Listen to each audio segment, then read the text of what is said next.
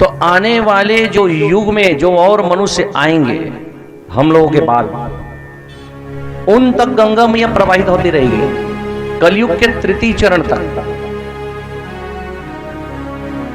और हम लोग भाग्यशाली क्यों हैं? इसलिए कि हम और आप आंखों से गंगा जी को देख रहे हैं, हमारे घर घर में रखा है। बशर्ते ये इतना है कि हमने गंगा जी का महत्व समझा नहीं है, अभी भी नहीं समझे हैं। गंगा जी कौन है? तो शक्ति स्वरूपा है। आपको पता है कोरोना इतना जो तबाही मचाया 3 साल, क्यों मचाया? डॉक्टर कुछ भी बोले, वैज्ञानिक कुछ भी बोले, सरकार कुछ भी बोले, लेकिन शास्त्र कुछ और कहता है। कहता है कि गंगा जी में एंटीबैक्टीरियल गुण रहता है, उसका पानी कभी खराब होता नहीं। वो नेचुरल सैनिटाइजर था और नेचुरल सैनिटाइजर है। क्योंकि गंगा जी की विशेषता यहां कहती है शास्त्र कि यदि उसका एक बूंद कहीं पर टिपका दो, एक बूंद गंगा जल को, तो 4 अंगुल के व्यास क्षेत्र को वो कीटाणु मार देती है। 4 अंगुल, और 4 अंगुल के सेंटर देख ले, ऐसे घुमा दो, एक बूंद जहां पड़ा तो उतने दूर के व्यास क्षेत्र गोलाई को शुद्ध कर देती है। यदि गंगा जल एक छोटा तांबे के लोटा में एक बूंद भी डाल दो तो पूरा लोटा का जल गंगा जल बन जाता है। और यदि उसको दूबी से, दूबी क्यों? क्योंकि दूबी पतला रहता है और वह पानी को अवशोषित करते चलती है। तो गंगा जी जब दूबी से टकराते हुए जब जहां कहीं पे गिरती है तो वही वह 5 अंगुल के क्षेत्र को शुद्ध करती है। अब जरा विचार करके देखो, जब कोरोना का समय आया था तो लोग यदि गंगा जल को पान करते तो जहां जहां गंगा जल जाता वहां वहां कीटाणुओं को नाश करता कि नहीं करता? भीतर के जो शरीर में अवयवों में जो कीटाणु थे, गारंटी से कहता हूं ऐसे ऐसे महामारी हर 100 साल में आते हैं।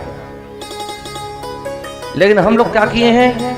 जो कोरोना का दवाई था गंगा जल, उसको डब्बा में रखे थे, धुर्रा खाते पड़ा है, अभी भी होगा सबके घरों में। इसलिए प्राचीन मनीषियों ने क्या किया, उसी गंगा जल को भगवान को स्नान करा के पीने की आज्ञा दी।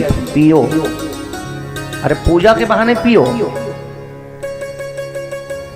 और ब्राह्मण देवता जब भी आते हैं तो पूजा करने से पहले कहते हैं गंगा जल है काजी? तो कहते हैं हाँ है महाराज। तो धुर्रा उर्रा छड़ा करके डब्बा को लेके आते हो आप लोग, ये दे महाराज पूरा डब्बा धर ले।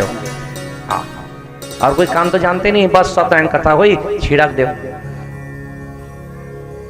और आपको पता है पूरे भारत में सैनिटाइजर कितना बिका पता है?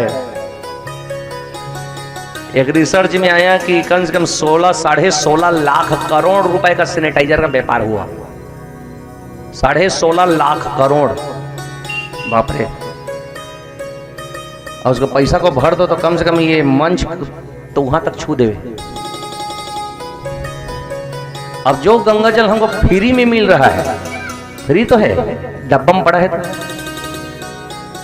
और दुकान में जो मिलता है उस सैनिटाइजर को आप केवल हाथों में ही लगा के ऐसे ऐसे करते हो, लेकिन वो सैनिटाइजर आप पी नहीं सकते। लेकिन गंगा जल ऐसा सैनिटाइजर है जिससे आप छिड़क सकते हो घरों में, अपने शरीर में, और पी सकते हो। और जब जब लोग इस गंगा जल से दूर हुए तभी तभी बीमार पड़े। प्राचीन मनीषी कितने दिमाग वाले थे जरा सोचो। सब्जियों में हल्दी डालने को क्यों कहा? हल्दी में एंटीबैक्टीरियल गुण रहता है, हम उसको खा सकते हैं। और जानते थे ये हल्दी में बहुत गुणकारी है। क्या कारण है कि विदेशी लोग बहुत बीमार पड़ते हैं और भारतीय लोग स्वस्थ रहते हैं? भारतीय तभी बीमार पड़ते हैं जब वो अपने शरीर के साथ खिलवाड़ करते हैं, खान पान संबंधी गड़बड़ी। इसलिए गंगा जल हमको वरदान के तहत मिला है। इसलिए गंगा जल का महत्व समझिए और अपने घरों में आज से कंठस्थ करिए। आज गुप्त नवरात्रि प्रारंभ है ना, तो पहली शक्ति आपको मैं याद दिलाता हूं। जैसे जामवन जी ने हनुमान जी को शक्ति याद दिलाई थी, मैं भी आप सबको ये शक्ति याद दिलाता हूं कि आपके घर के पठेरा में जो गंगा जल रखा है सफेद या करिया डब्बा में, उसको आप निकालिए और बढ़िया शुद्ध बर्तन में रखिए। अब प्रतिदिन उस गंगा जल को तांबे के लोटा में मिलाई करके आप भगवान के स्नान कराइए और वही गंगा जल मिला हुआ जल को आप अपने घर में छिड़काव करिए। सुख शांति समृद्धि सब आपके द्वार खटखटाएंगे, नहीं तो कहना। और उसी जल को आप भी पान करिए और अपने बच्चों को भी दीजिए। तो इसका परिणाम यह होता है कि आप तन मन से शुद्ध हो जाएंगे।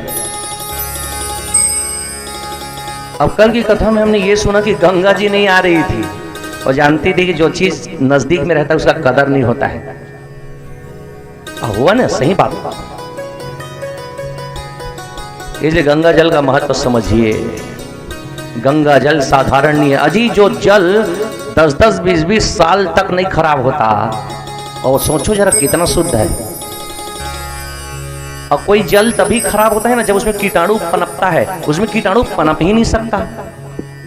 इसलिए रोज गंगा जल का पान करना चाहिए, प्रतिदिन।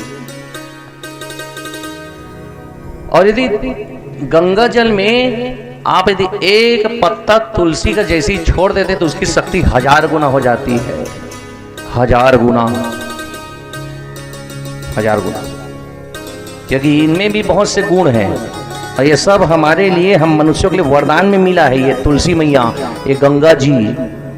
और हम अपनी शक्ति को नहीं पहचानते हैं तो दौड़ोगे नहीं क्या डॉक्टर के पास? दौड़ोगे नहीं क्या मेडिकल?